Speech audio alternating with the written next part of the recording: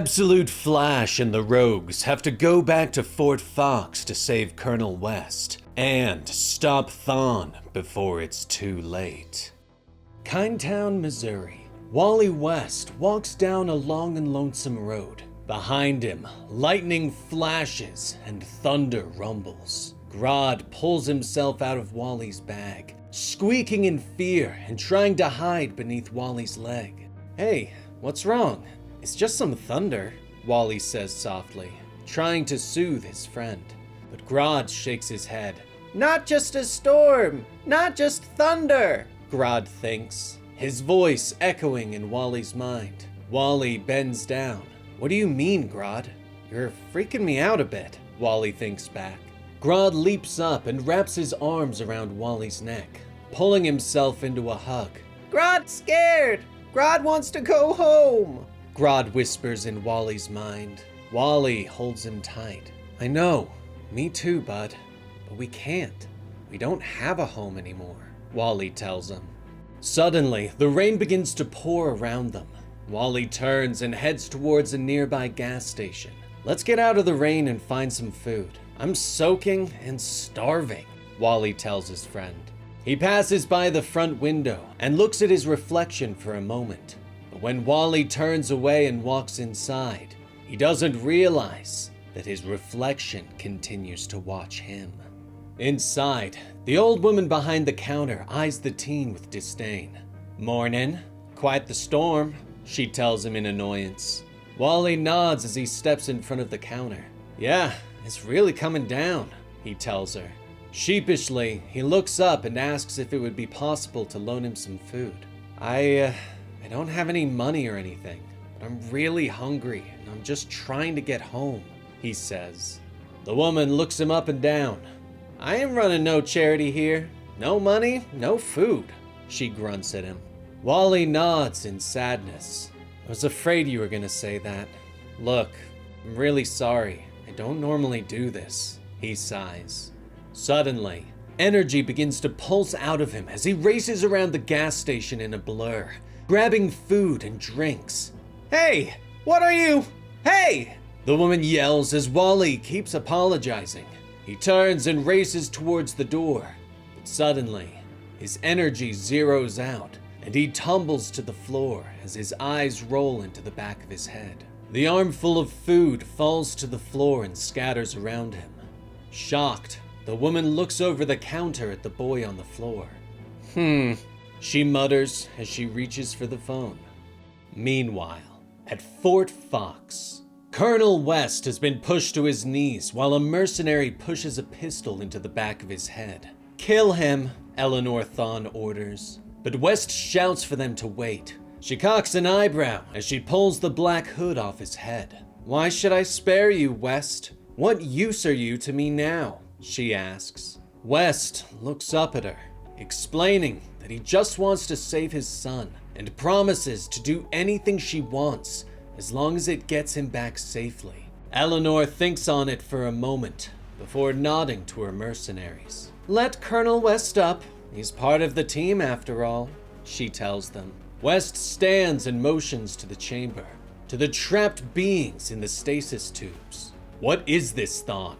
What are you really doing here?" he asks. Thawne smiles at the strange creatures and puts her hand against the glass. This is our predecessor. They found it first. They beat us to it. They found God," she says softly. 50 miles west of the Missouri state line, the Rogues are in the aircraft tracking Grodd and Wally. Digger points to the map, telling Captain Cole that the kid and the monkey are in the eye of the storm. "In that case, Digger, take us in," Snart orders. Later, Wally awakens to find himself in a county jail cell. He sits up to find the local sheriff looking at him through the bars. "Picked a hell of a day to shoplift, kid. That storm is coming down hard. Don't know where you think you were going to go," the sheriff says as he turns back and reaches for Wally's backpack. "Look, sir, I am really sorry. I swear I won't do it again," Wally starts to say. But the sheriff opens his bag and his eyes widen in shock at the strange outfit inside. "What the hell is this?" the sheriff asks. Wally is surprised that Grodd wasn't in the bag, unaware of where his little friend is. Suddenly, thunder rumbles outside. The sheriff looks to the window in surprise. "Damn, that thunder is," he starts to say. But the wall suddenly explodes inward, throwing him to the ground and knocking him out.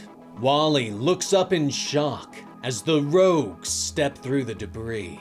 "Hey West, long time no see," Golden Glider tells him. "That's the best one-liner you could come up with, Lisa?" Trickster asks as she steps past her and grabs Wally's uniform.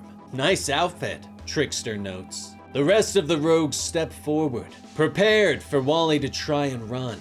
"What's the matter, kid? Can't pull your Crimson Ghost escape trick?" Trickster asks. Wally shakes his head, still barely able to stay conscious. "I'm so hungry, can't do anything," he groans. He looks at Snart and tells him that Grodd is missing. Snart reaches for the tracker in his pocket.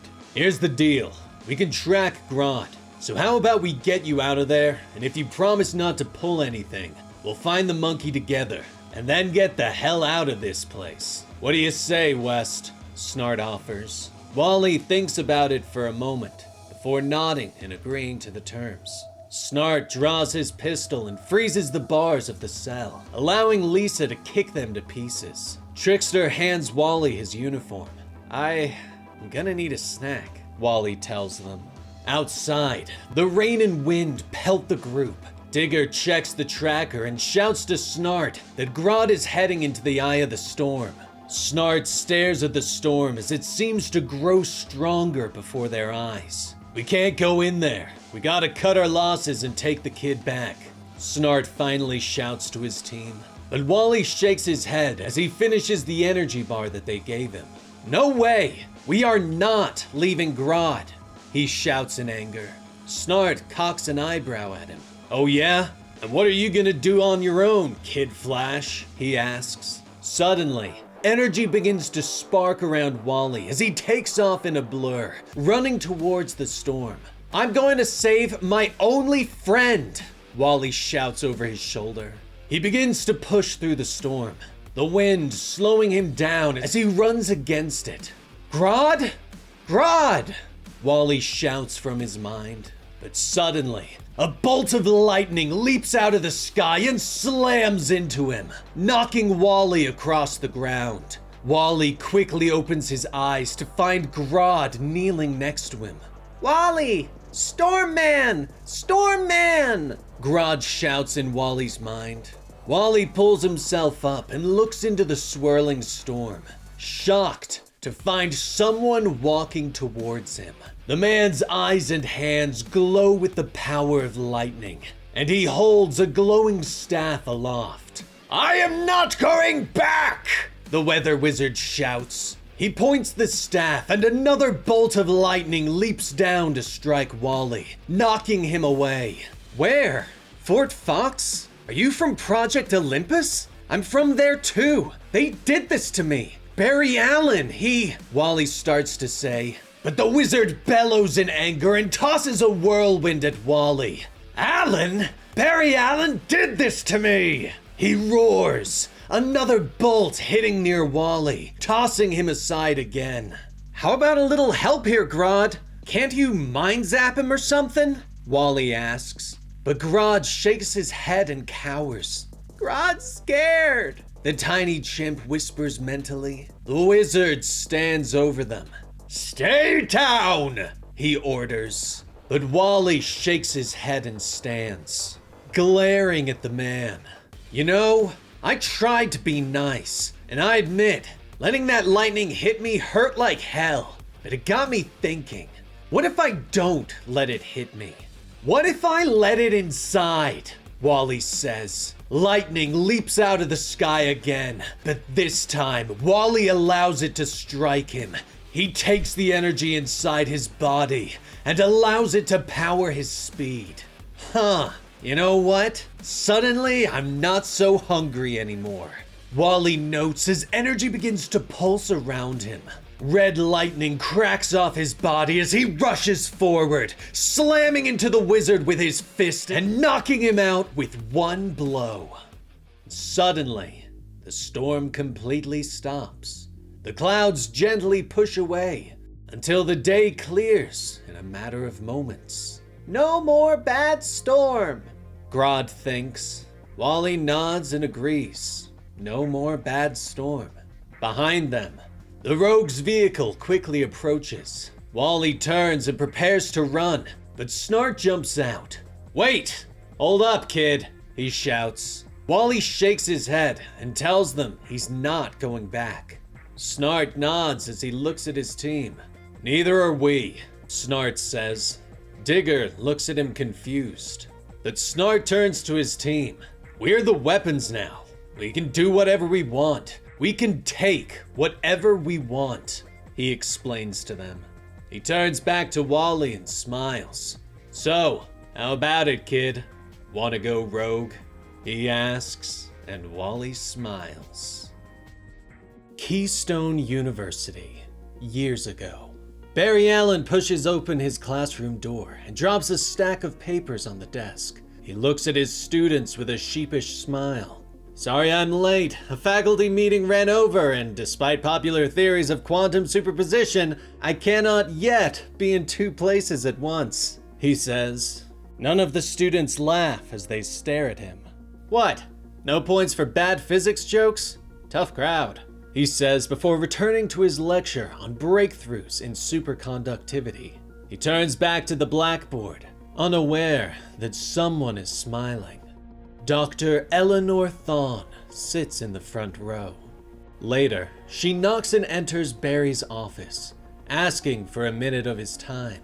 "I hope you don't mind this intrusion. I'm a big fan of your work," she says as she introduces herself and shakes his hand. He motions for her to take a seat. "I was closely following your work at Princeton with quantum simulation and molecular electron transfer. It was a crime they shut your work down. You were on the cusp of something special," she tells him. But Barry shakes his head. He hasn't been in a lab for nearly 5 years. "Dr. Allen, what would you say if I told you I could get you funding, not only to continue your research, but to set you up to make new discoveries far beyond anything you'd imagined?" she asks. Barry stares at her for a moment, but finally shakes his head. "I'm sorry, but my work was a dead end. Princeton was right to shut me down. Even if I had the resources, I wouldn't continue," he tells her. "That's a lie, and we both know it," Eleanor tells him. "It's merely what you tell yourself to justify wasting your time and your talent at this second-rate school. Discovery is the most intoxicating drug we have, and I know a recovering addict when I see one." Barry smiles at her. "You have a flair for the dramatic, Dr. Thawne, but I still don't know what it is you're even offering," Barry says quietly. "Come with me, Dr. Allen. Give me 1 day of your life, and I promise to show you things you've only dreamed possible," she tells him. Soon, Barry is walking through the abandoned Fort Fox with Eleanor as she explains her work. She leads him to a blackboard, which is packed tight with equations. "This, Dr. Allen, is my life's work, and my grandfather's," she says before motioning him to a room filled with notebooks. "This, Barry, is Blue Trinity." She explains that during the height of World War II, the US government commissioned a secret project that would operate in the shadow of Oppenheimer's atomic tests. The project was led by her grandfather, Eobard Thawne, who claimed that he was on the verge of making contact with another dimension of pure exotic living energy. Eobard's methods were unconventional and eccentric. He claimed that he could hear the energy speaking to him, and many believed that he walked too fine a line between genius and madness. But eventually, he created a machine that could allow him to cross over. One night, alone in the desert, he activated the machine. But his experiment was interrupted by the arrival of Army Captain Jay Garrick Thawne, what the hell are you doing out here? Garrick asked as he got out of his jeep. None of this has been authorized. But Thawne turned to Garrick with a big smile on his face and put his hands on the captain's shoulders. Don't you see, Jay? You're about to bear witness to history. I've done it. I've finally done it, Thawne says as he motions to the machine. Before them, a glowing ball of energy appears. Tendrils of power arc away from the ball, almost reaching for them. Thawne, you need to stop. This feels wrong, Garrick whispers. But Thawne shakes his head and takes a step forward, reaching out for the energy. No, look! Don't you hear it? It's saying my name, Thawne whispers, as a portal opens. But Garrick pushes past him and rushes for the machine's controls. Garrick, stop! We've come too far, Thawne shouts. He moves to stop the captain and pushes him towards the ball of energy. The tendrils lash out, grabbing hold of Garrick and pulling him in. There is a scream of pain as Garrick is torn apart and disappears. I'm sorry. I couldn't let you take it away from me. I can't let anyone. It's mine, Thawne says as he walks forward. The tendrils wrap around his limbs and pull him into the energy, and he disappears. My grandfather was never seen again, Eleanor says as she finishes her story. But Barry isn't really listening. He is still staring at the equations on the board. This is ridiculous, he whispers. She nods, thinking that he means the story, but Barry shakes his head and reaches out, erasing some of the equations. No, not that. These equations. They're wrong. I'll need my equipment sent over from storage at Princeton, he says as he gets to work.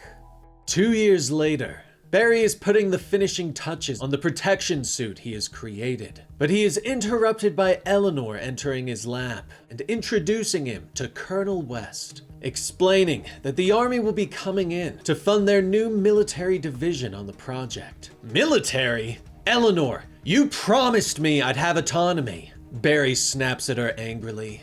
Eleanor asks the colonel to leave them alone to discuss the issue. Once he's gone, Eleanor turns back to Barry. This is how we continue to get the funding we need to complete our work, Barry, she says as she motions to the machine in the next chamber.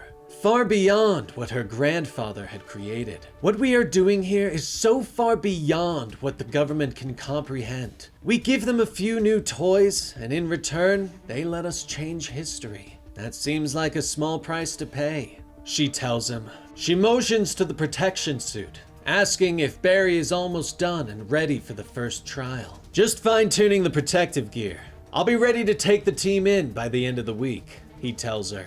But Eleanor shakes her head, explaining that it is too dangerous for the lead scientist to lead the first team to the other side. Barry grows angry at the thought of not going, pointing out that the protection suits will work. Once we're sure that everything is safe, then we both go in. Together, Barry, she promises. Later, Barry heads to the Fort Fox Chow Hall, where he finds a young Wally West. Barry sits and introduces himself. You must be Colonel West's son. Just met your dad. Seems like a barrel of laughs, Barry says as he takes a bite of his apple. The two strike up a conversation as Barry explains to Wally that he was also a military kid. Moved around all the time until he finally went to college. Where did you go? Wally asks. MIT, Barry tells him, explaining that he fell in love with math. Ugh, I hate math and science, Wally says as he makes a face. But Barry smiles, explaining that everything is just math when you boil it down. You're kind of a weird guy, Dr. Allen, Wally tells him. Barry smiles and stands as he finishes his meal. Takes one to know one, kid. I'll see you around, Wally, Barry says as he walks out, leaving Wally to go back to his lunch and enjoy his music. Later, the first trial has begun. Barry has activated the machine and opened a portal to the other side. He monitors the team as they step through the portal. On the other side, they are shocked to find another world. where the strange red energy seems to move around them. "It's everywhere, Dr. Allen," the lead scientist whispers. Barry nods, ordering them to start gathering samples, but the team is still. Their eyes widen in shock at what they see. "What is it?" Eleanor asks over the radio. I don't think we're the first ones here," the team leader whispers as the team stares at the alien craft they've found. Later, Barry and Eleanor are staring at the ship after it has been brought to Fort Fox. Eleanor is discussing the other projects inside Fort Fox, but Barry doesn't care. "That's none of my business, Eleanor. None of this is why you brought me here. I want to go in. I want to start harvesting some of the red matter," he tells her. Eleanor nods at him. "Soon, Barry. The away team has almost finished transporting all the alien tech and specimens across. They are a boon we never expected. It buys us time to study energy. Learn what we can before we risk bringing it back here," she reminds him. "We need to be very careful, Barry, or we will end up just like my grandfather, destroyed by the very thing he coveted," she continues.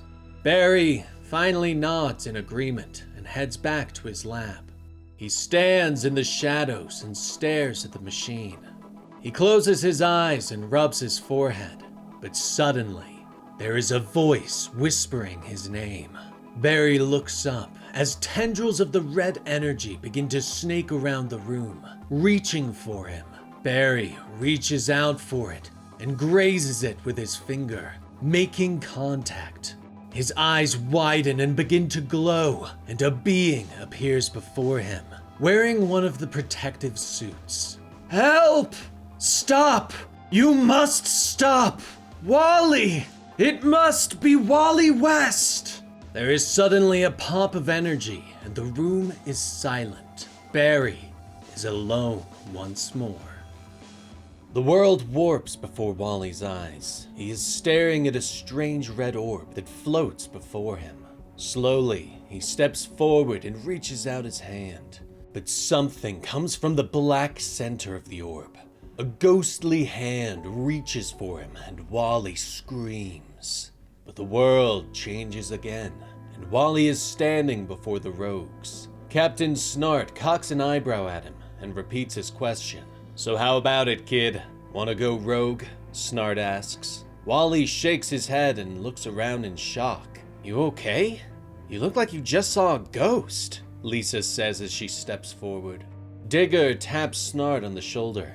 "Forget this little twerp, Cap. We don't need him. We'll do it ourselves," he snaps. But Snart shakes his head. "No way, Digger. He's coming with us. We owe it to Rudy," Snart reminds him. Wally is shocked. "What do you mean? Didn't my dad send you?" he asks. "Seems your dad started asking the wrong questions about Project Olympus. Thawne has him," Lisa explains. But Snart steps forward and puts a hand on Wally's shoulder. "Look, Wally, your dad and I go way back. He's saved my ass more times than I can count. We're gonna find him, and he'd want us to make sure you're safe," Snart tells him. But Wally still isn't sure. He looks down at Grodd as the tiny monkey tugs on his pant leg. Wally looks into Grodd's large eyes. "Not lying," Grodd thinks to him. Wally smiles at his friend as Grodd crawls onto his shoulder. Wally stands and looks at the rogues. "Fine, we're in. What's the move?" he asks. "The move? The move is to take the fight to Thawne. We kick her ass, find your dad, and put this all behind us," Digger says as he leans against the armored vehicle. But the group hasn't noticed. The trickster is watching them all closely. Her helmet transmitting everything she sees back to Thawne at Fort Fox. Inside the base, Thawne and Colonel West watch the screen. "So you have Jessie in your pocket? I never trusted her," West growls, his hands still cuffed behind his back. Thawne nods and sighs in exasperation.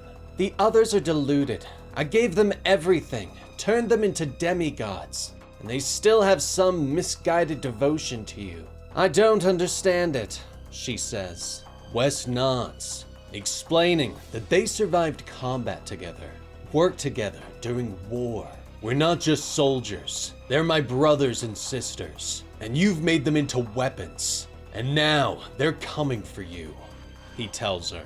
But Thawne merely shrugs as she continues to watch the rogues and Wally board their armored vehicle. Let them come. I'm counting on it. The others will die, but your son is what we've been waiting for, she says as she finally turns away from the screen. West is shocked. He doesn't understand, but Thawne merely smiles. He is the key, the link between us and our ultimate goal. Barry Allen's sacrifice will not be in vain, she says with a smile. Meanwhile, the rogue's vehicle rockets across the sky. On board, Digger finally turns to Snart and asks what the plan is. We'll call soon and tell Eleanor we got the kid and make her think that everything is going according to plan. And then we do what we were made to do, Digger. Infiltrate, extract, and get out, Snart tells him. Digger nods in agreement. As long as I get to blow stuff up first, he grunts. Behind them, Wally is looking around, his worry playing on his face. But Lisa leans forward. Don't worry, Wally. Your dad is as tough as they come. He'll be fine, she tells him. But Trickster shakes her head. Wishful thinking, she mutters, pointing out that it is a very real possibility that Rudy's already dead. Wally watches as the two begin to argue back and forth, with Lisa pointing out that Jessie's helmet seems to be messing with her head, and she doesn't even seem human anymore. You want to talk about not being human, Lisa? You're basically a robot from the hips down. What happens if Thawne just turns them off and puts you back in a wheelchair? Jessie shouts. But Wally has stopped listening. The cabin is suddenly filled with a red glow. He turns his head and sees the red orb again, floating at the back of the cabin. He stands slowly and starts to walk towards it. The two girls stop fighting as they watch him. Wally, you okay? Jessie asks. Do you guys see that? Wally whispers as the red orb fills his vision. He reaches his hand for it, and energy begins to warp around him. Suddenly, he hears his own voice behind him. Wally turns and watches the two women arguing. He sees himself turning and seeing the red orb and beginning to stand. He watches as he walks towards it and reaches out a hand. More echoes begin to appear.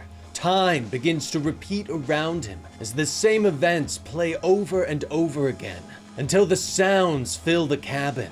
He falls to the ground as the energy begins to spark off him, crying out in anguish. But suddenly, Grodd is there, taking hold of Wally's head and placing their foreheads together.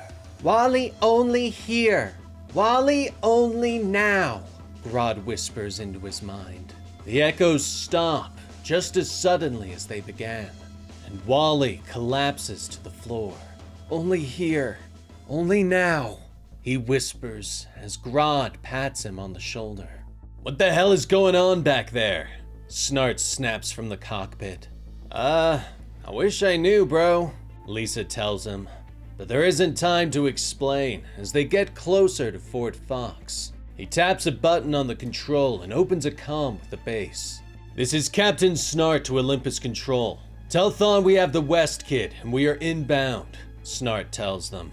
There's a moment of static before Thawne's voice sounds over the radio. Hello, Captain. This is Thawne. Is Trickster there? Thawne asks. Jessie stands up in the back and steps closer to Wally. I'm here, Dr. Thawne, she calls. Excellent. Please secure the asset, Jessie, Thawne orders. Snart turns in surprise as Jessie activates one of her shield bubbles around herself and Wally. Goodbye, Captain, Thawne says as she presses the detonator. Fire suddenly erupts around them as the vehicle explodes. No! Wally screams through the fire and smoke, but the smoke quickly clears, and Wally's eyes widen as he sees the rest of the rogues have been saved by Grodd creating a telepathic shield. The damn monkey saved us! Digger shouts in surprise. But the bubble bursts and the rogues begin to plummet to the ground. Digger quickly activates his drones and swoops down to save them. But anger flashes across Lisa's face as she uses her robotic legs to launch herself towards Jesse and Wally. "Jesse, I'm gonna make this hurt," she growls. Inside the bubble, Wally has begun to panic. Energy begins to crackle around him and he suddenly runs.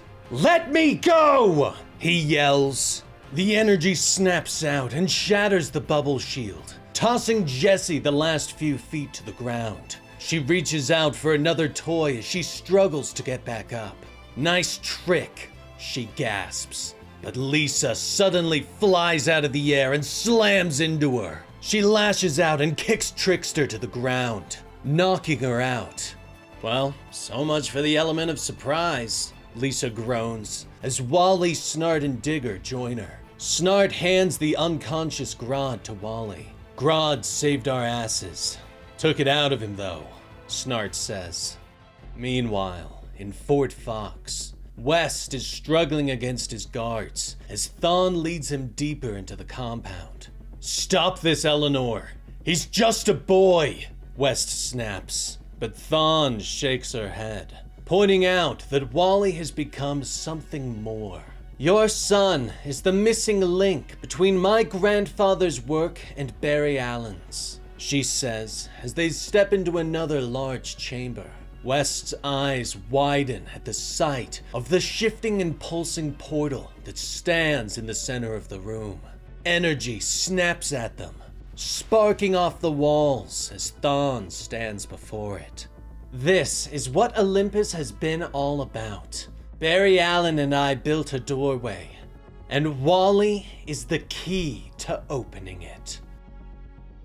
Eleanor Thawne stands before the great ball of energy, staring into the great mystery that she can't seem to crack. Colonel West is still handcuffed behind her. "Eleanor, please, you don't have to do this. We're on the same side," West calls to her. But Eleanor shakes her head. "We were never on the same side, West. Your work here was only a cover story. Barry Allen and I had a higher calling. Work that began with my grandfather decades ago," she tells him. She stops at the edge of the catwalk, mere feet away from the thing that consumed her grandfather. "Allen found a way in, to the other world we call the Still Point. But after he died, the doorway snapped shut, and I've been unable to reopen it. But now I see a way back. Like it or not, Wally has become pivotal to everything my grandfather worked for," she says. But West has had enough, and he rushes forward and slams into her. The soldiers move quickly and subdue him. Eleanor glares at him. "Bring him back to the command hub and restrain him properly this time," she orders as she struggles back to her feet. The soldiers nod. "What about Snart and his team?" they ask. Eleanor ponders it for a moment before shaking her head. "After everything they've seen here, they can't be allowed to live." Meanwhile, a few miles outside Fort Fox, the team of rogues collect themselves. Lisa presses down on Trickster's helmet and levels her energy weapons at her. "Stay down, Jesse," Lisa growls. Snart looks around the clearing before ordering Digger to send out his drones for recon. "Thawne knows we're coming, and I don't want any more surprises. I've got a farm I fully intend to get back to in one piece," he tells them. Digger nods and sends his drones buzzing through the woods. Grodd looks to Wally and reaches out a hand. Images flashing in Wally's mind. His father arrested. "Dad," Wally whispers into his mind. The images change to another green chimp. "Dad," Grodd repeats. Wally nods in understanding. "We'll find them, Grodd. I promise," Wally tells him as Grodd leaps to his shoulder. The team prepares to set out, but Snart suddenly pauses and looks around. "Do you guys feel that?" he whispers. "Is it just me, or did the temperature just shoot up?" Jessie laughs from her place in the dirt. "It's about to get a lot hotter, morons," she scoffs. Suddenly, the ground erupts with lava beneath them as Mick Rory spits up from the ground with a roar of anger and pain. Jesse uses the surprise to shift and kick Lisa in the face, knocking her away. "I'm going to take you and those legs apart, Lisa," she snarls. Energy begins to crackle around Wally as he glances at Snart. I can stop him again.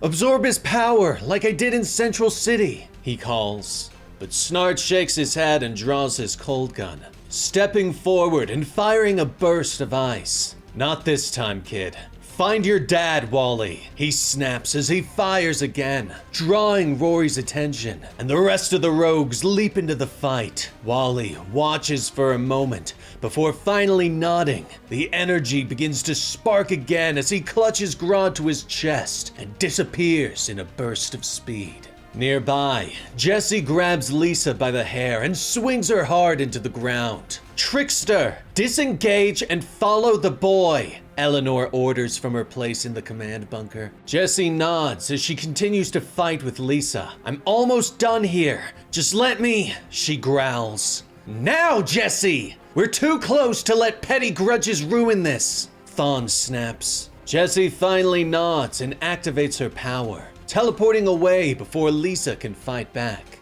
Seconds later, Jesse materializes through a wall in the base. "I got eyes on the prize, boss. The kid is heading inside," Jesse whispers. Wally comes to a stop in the corridors of Fort Fox in a spark of lightning. He looks around and sees the base is empty. "Grodd don't like," Grodd whispers in his mind. Wally agrees with a nod. "We don't have a choice. Let's just try and do this as quickly as we can, okay?" he replies. But he turns at the sound of a familiar voice. "So your dad tell you anything about what we're doing here at Fort Fox?" Barry Allen asks. Wally's eyes widen in shock as he turns and sees himself and Barry walking through the corridors on the first day that they met. No, not really. Just research stuff," past Wally replied. Wally watches as the echoes of himself and Barry walk by them. "This way!"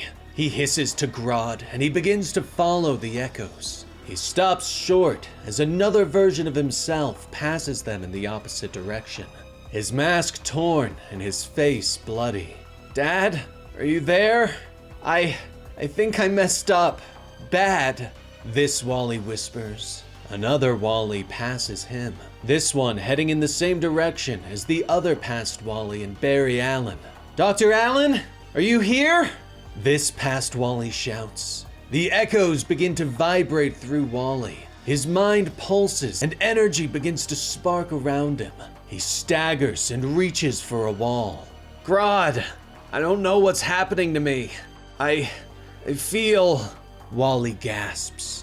Grodd stands nearby, staring into a grass enclosure. "Eek? Daddy?" Grodd calls into the glass cage. "Grodd?" Wally asks in concern. But Jessie appears at the end of the corridor, one of her trickster grenades in hand. "Not so fast, Red," she calls as she tosses it at them. Wally grabs hold of Grodd and speeds away in a burst of energy.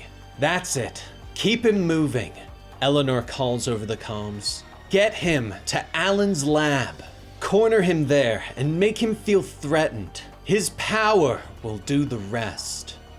Meanwhile, outside the fort, the rogues continue their battle against Mick Rory, but the former soldier is too powerful, and they can't even slow him down. "Rory, stop this! You know us!" Snart shouts. But Rory turns and tosses a ball of lava at him, forcing Snart to leap away. Digger sends another drone, but Rory melts it before it can do anything. "It's no use, guys! We gotta retreat!" Digger shouts. Suddenly, lightning cracks overhead and the skies open up. Rain begins to pour down in a great deluge. Steam begins to hiss off Rory as the water cools him. He lets out another roar before lightning strikes down and slams into him.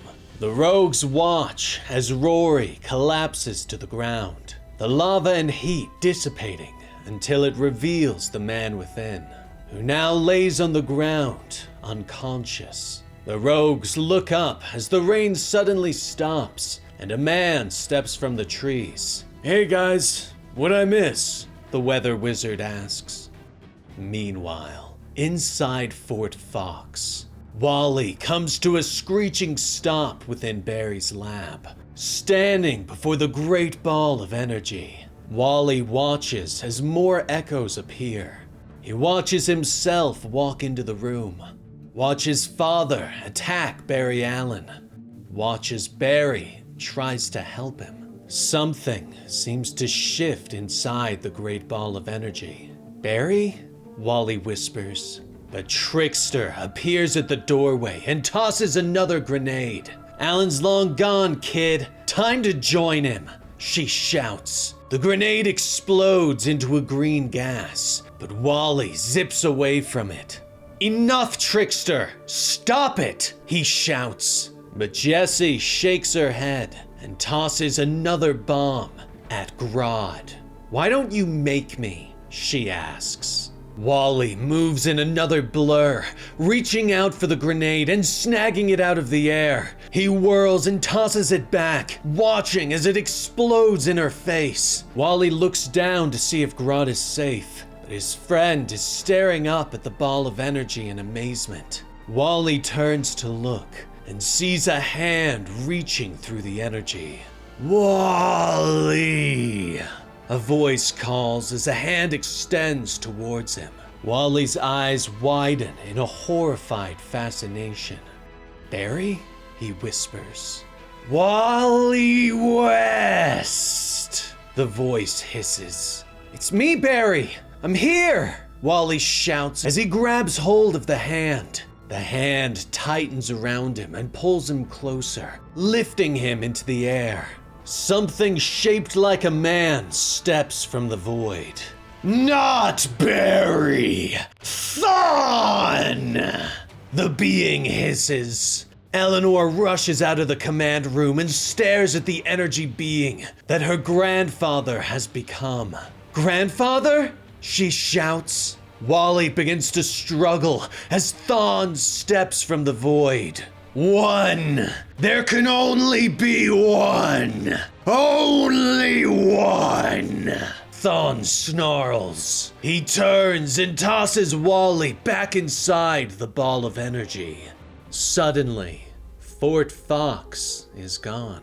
The giant energy bubble is gone. Wally slams into something on the other side as a great crack echoes around him. He looks around and finds himself surrounded by structures that float through a giant void. "Wally," a voice calls. Wally turns and stares in shock as Barry Allen, now a being of energy, smiles and extends his hand. Other beings flank him, of a species that Wally doesn't recognize. "Welcome home," Barry says. Wally finds himself in a strange world, with the spectral form of Barry Allen walking towards him. Slowly, he backs away. "Wally, welcome home," Barry says as he holds out a hand. "Dr. Allen? But how are you?" Wally begins to stutter, but another specter joins Barry, this one speaking in an alien language. "Easy, he just got here," Barry says to the alien. Wally looks around in wonder at the strange world around them. "I've seen this place, but it was like a dream. Where are we, Dr. Allen?" Wally asks softly. Barry motions Wally to follow him and begins to lead him through the destruction that surrounds them.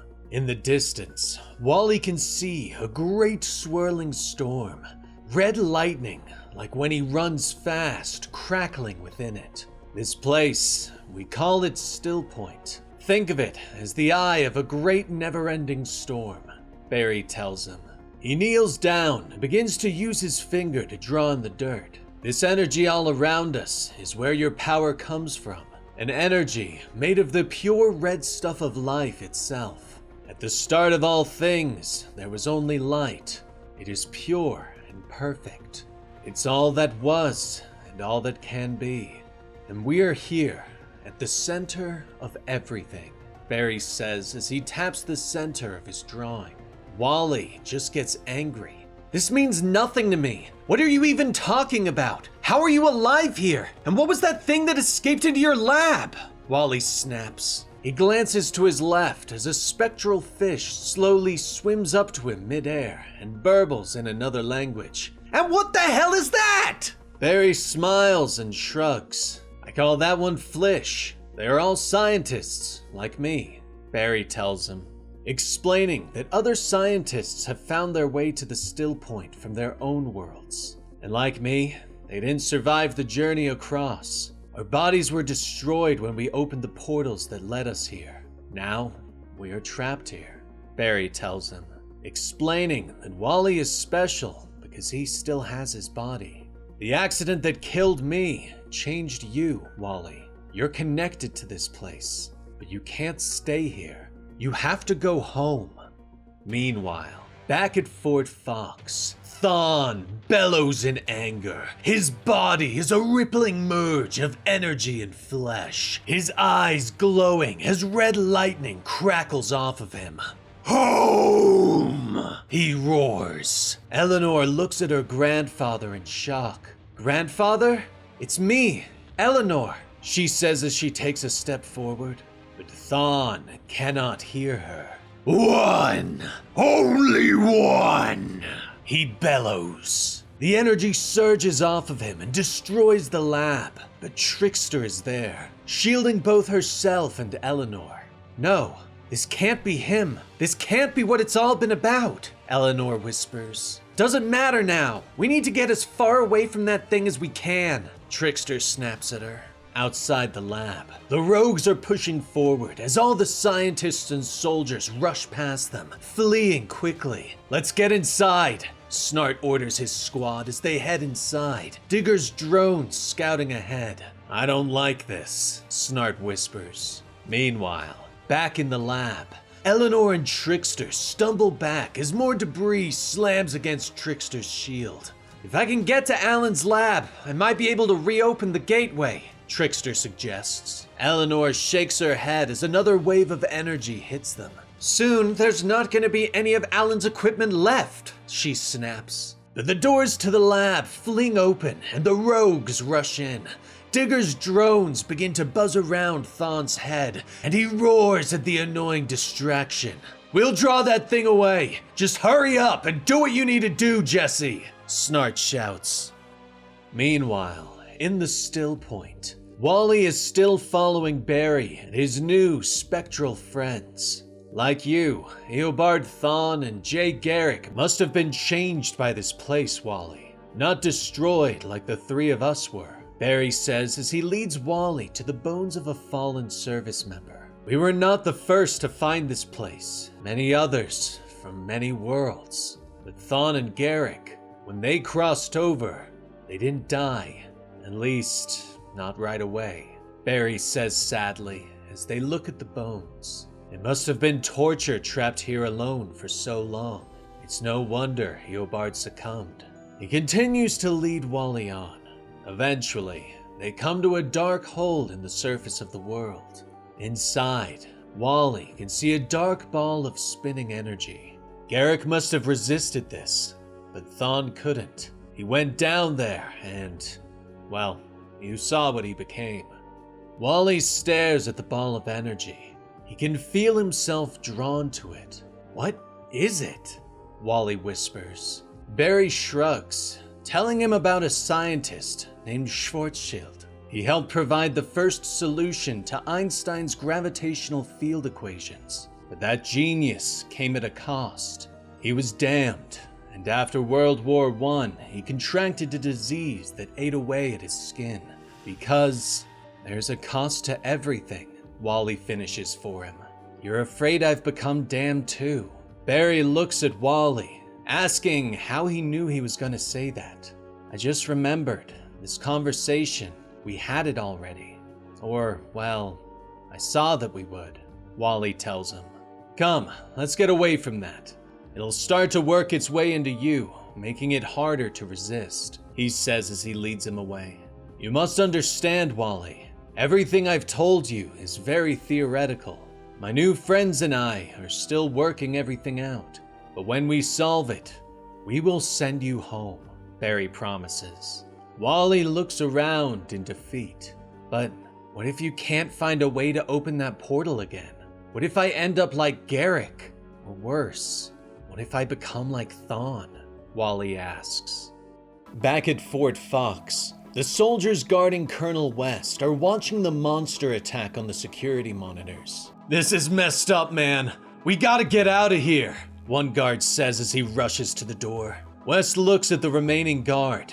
Please, if you're leaving anyway, just cut me loose, he demands. Moments later, West is running down the hallways towards Barry's lab. He stops short as Lisa Snart is launched out of the door. She struggles to her feet and readies her weapons. There you are. We were looking for you, Colonel, Lisa says as she glances at the Colonel. She motions back into the lab, where the rest of the rogues are fighting against the monster that Thawne has become. Got ourselves into a bit of a tussle along the way. Without hesitation, West rushes past her and into the room. Leonard, where's my son? He shouts. Snart dodges another attack and blasts Thawne with his cold gun. MIA, Colonel. And right now, we have more immediate concerns. That thing is ripping everything apart, sir, Snart says as he fires again. But his cold gun has no effect on the monster.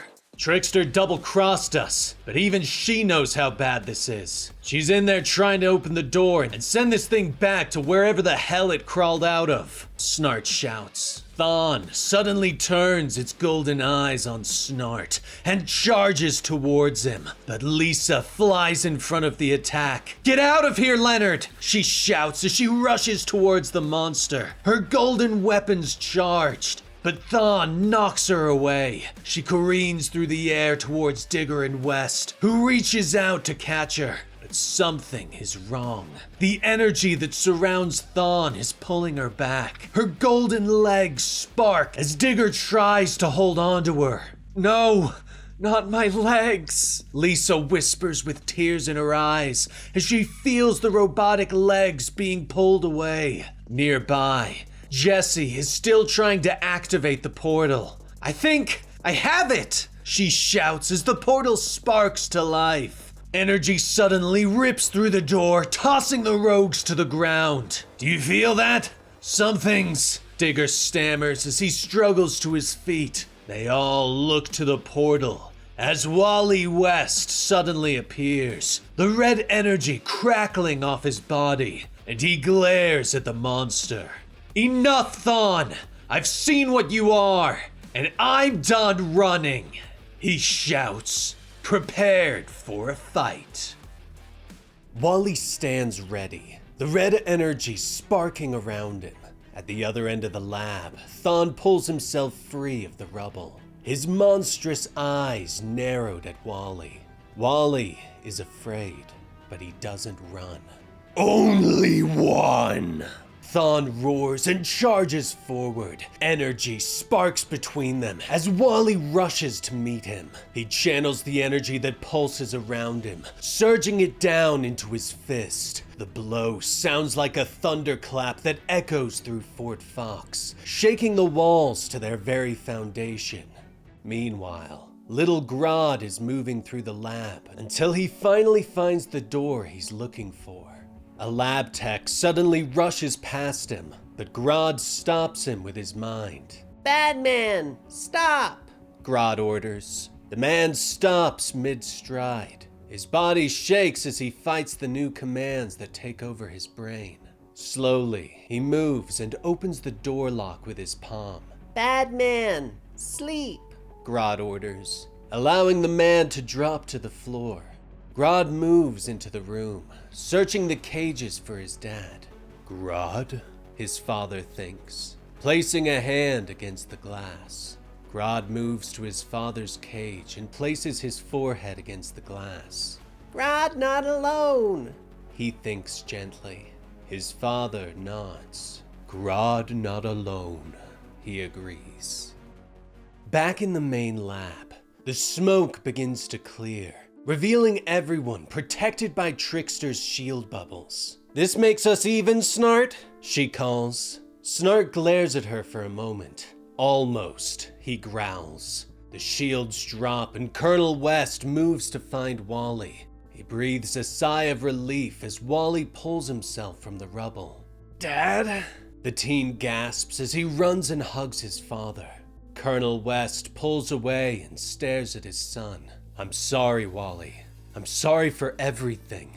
I should have never brought you here. I should never have trusted these people," he says with tears in his eyes. But Wally just smiles at his dad, his body shaking from exhaustion.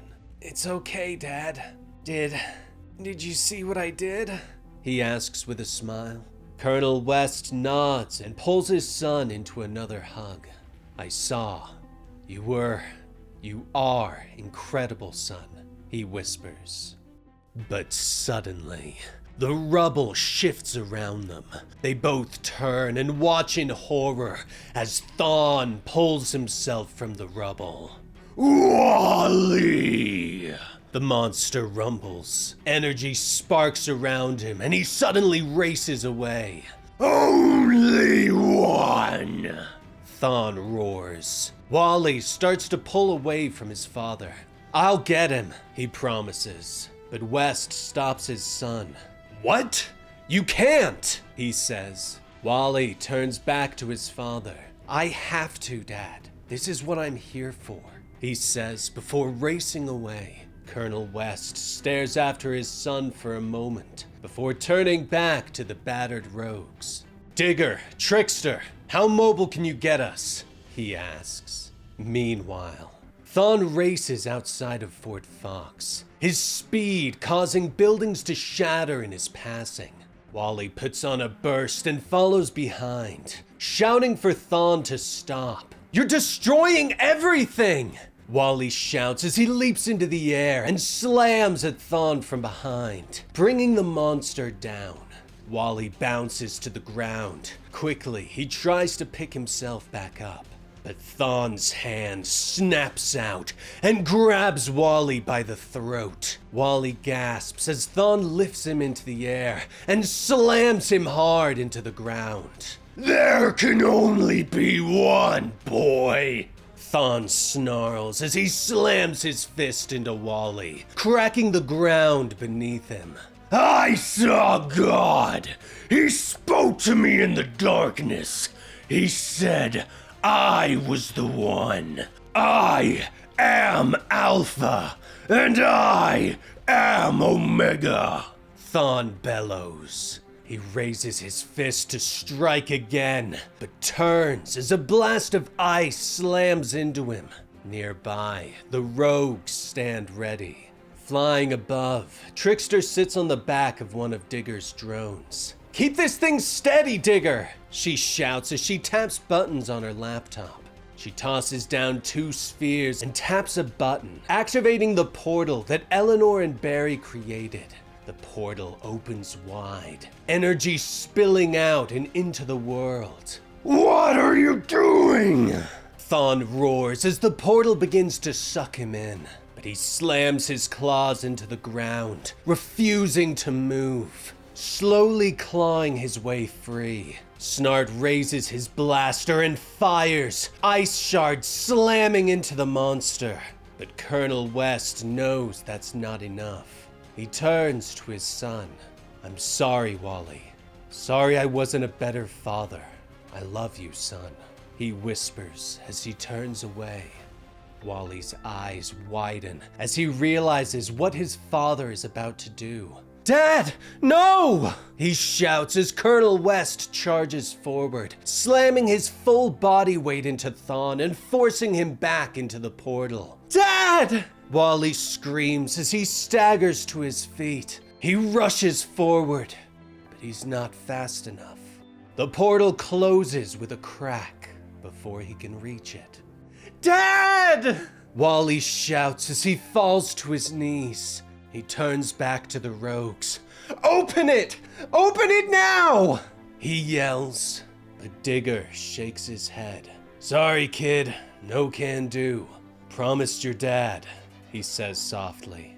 Snart steps forward and places a hand on Wally's shoulder. Sorry, kid.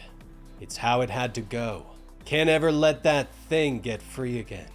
Your dad knew that, Snart tells him, but Wally shakes his head, tears spilling down his cheeks. No, he's not dead. He's not. He's alive in the still point. I just need to get back there. Trickster, can't you rebuild Barry's equipment? He asks. I could just talk to the stuff. I can't build it, Jesse says with a shrug. Wally looks around for Eleanor, but finds that she's gone. Eleanor is long gone, kid. Slipped away in the middle of it all, Snart explains, offering to track her down with Wally. No! You've done enough. I'm going to find my dad. I am, Wally promises. The energy gathered around him. He turns and races away, leaving the rogues behind. He runs for as long as he can, not sure where he's going, but he finally figures it out, heading back to the Dibney mission, where he felt accepted for a short period of time. Meanwhile, the rogues gather together in the remains of Fort Fox. So, what now, Captain?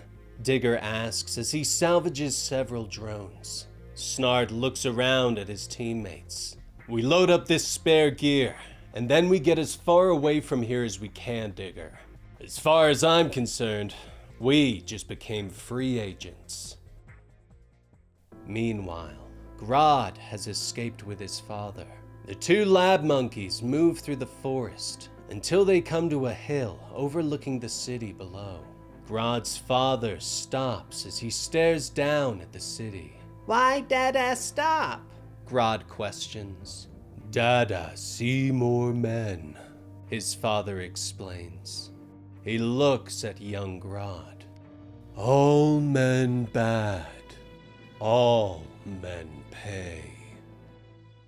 And that was the full story for Absolute Flash, issues 7 through 12 by Jeff Lemire. Volume 2 of Absolute Flash and the conclusion to Year 1. If you want to see what happens next, you can check out the main channel. And you can help us out by watching that and liking and subscribing. I'm Dan with Comicstorian, and we will see you next time. Rest in peace, Benny.